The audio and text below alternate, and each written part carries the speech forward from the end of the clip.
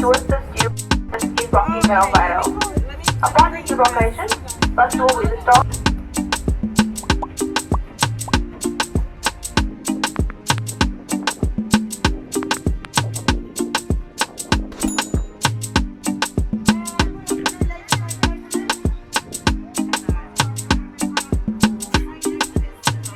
Who were given instruction to shoot to kill? Right round this prison, you see this fence. It is not an ordinary fence, but a double fence. In between, one of to confine their dogs. That was another measure of making a point that prisoners do not escape from this place. Besides the prison, it was not easy to swim your way to Cape. That's why from 1964 up to 1991, not even a single prison managed. So from here, we are going straight to F section. My name is Ndalo, spelled as N-T-A-N-D-O. My surname is Mbata. I'll be collecting this too. Remember, you are free to take part of this place, and you are also free to ask questions, but not difficult questions. Let me start by thanking you for taking your time and visiting this place. Let me start by saying this island was first occupied by our people. Thereafter, the island was then occupied by the Dutch people. Dutch called this place Robben Island because it is full of seals. Robben is the Dutch word for seal. Thereafter, the island was then occupied by the British. British called this place Penguin Island, or the School of Penguins. Remember, the prison was built in 1964. In this prison, only the white warders or guards who were employed in this place, mainly the Afrikaners. In this prison, there were no female political prisoners imprisoned here, because female political prisoners were imprisoned in Kroonstad in the Orange Free State, another province.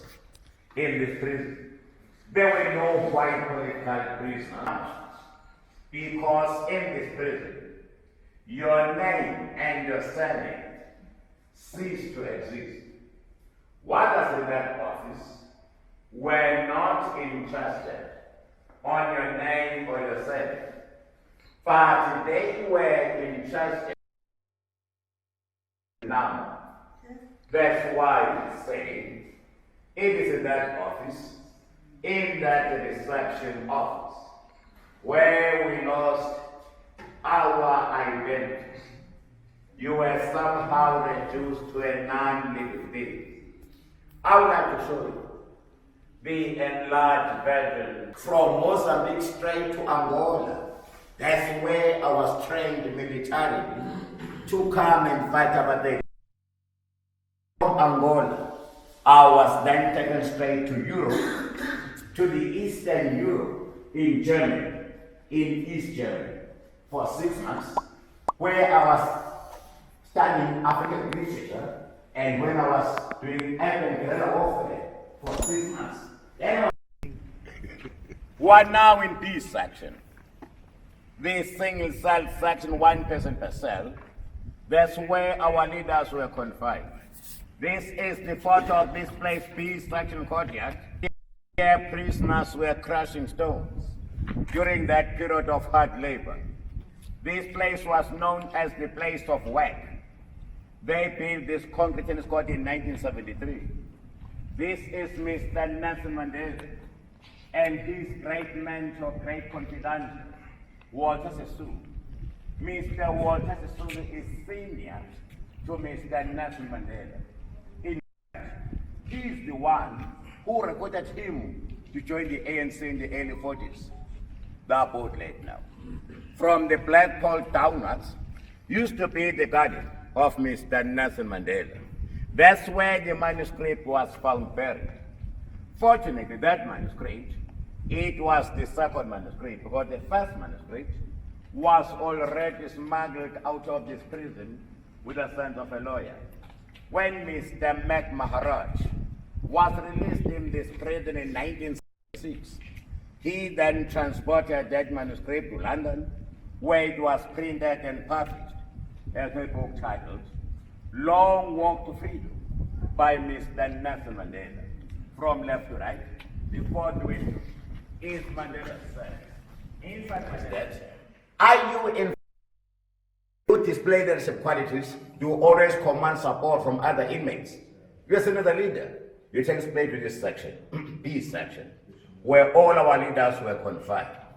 Another single section is section C, which was used as a punishment section for those prisoners who were found to be violating prison regulations. But these other sections, section D, E, F, and G, are communal sections, bigger cells. Anymore, you know, like I was trying to explain to you, that if you are newly arriving here in this prison, you are there in A section, observation. If you are seen to be a leader, you are taken to this best section, section B. You will be in a single cell if you are being punished in C section. We used to call that place a prison within prison. Those are the reasons why others were in a single cell. Second part of your visit. My name is Somato, I'll be your host. I'm with my colleague Zwezwe. Please say hi to Zwezwe. Yes, how was your prison experience? Yeah? Alright. I hope you are all out of jail. Everyone out. We're gonna do the second part covering the history dating back 500 years ago. So each side will represent a particular layer. I conduct my tour in English, and unfortunately there are only two languages that I understand. isiXhosa, my mother language, and a little bit of English. There are people in the bus having a problem with my English, then we'll have to switch to isiXhosa. So which one do you prefer? French. Are you sure? Okay, let's try my English so as to accommodate everybody. So which countries are you representing? Germany, yeah. Also DRC. Germany? Right, your neighbor. Yes. And other people? DRC. DRC? Yeah. Yeah. France? Yeah, French. France. Yeah, from France. And other people? Yeah, I'm looking for the country. Where is that? Mauritius. Oh, Tanzania is in Mauritius. Oh, I thought you were with that guy. Oh, all right. So we will be covering the history dating back 500 years ago, and Robben Island has been operating as the prison since 1525. First Portuguese convicts were incarcerated on this island. So in the 1800s, Robben Island was still operating as the prison for the who were captured in the Eastern Cape during the 8 frontier wars. Chiefs were captured in KwaZulu-Natal, in the Northern Cape during the First and the Second Karana wars of land disposition. And within